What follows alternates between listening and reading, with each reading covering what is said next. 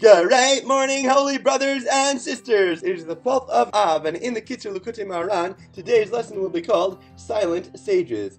The sage and the tzaddik who merit to comprehend these makifim, the surrounding levels of knowledge, must be able to teach both those who dwell up above and those who dwell down below. This means that he must be able to show those people who are at a high spiritual level that they actually know nothing at all about God, as in, what have you seen? What have you understood?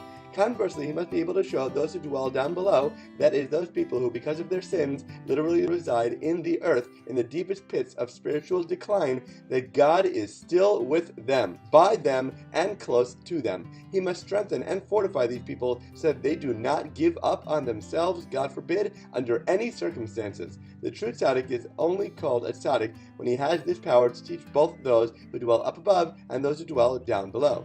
Moreover, he must blend these two approaches together, showing that those who dwell down below something of what he teaches to those who dwell up above, and he must show those who dwell up above something of what he teaches to those who dwell down below. In this way, he sustains them with all the enormity of his power in order that they should have fear and awe of God. Remember, no matter how high or how low too, God is always with you. This sage of the generation must also show how to speak with each and every person and how to make offense for his words. Avos 6:6. This means that he must know how to keep silent when necessary so that his listeners do not entertain questions and answers that are forbidden for them to entertain. This means that he must know how to keep silent when necessary so that his listeners do not entertain questions and answers that are forbidden for them to entertain. A good teacher knows when and what to say, but more importantly, when not to say anything at all.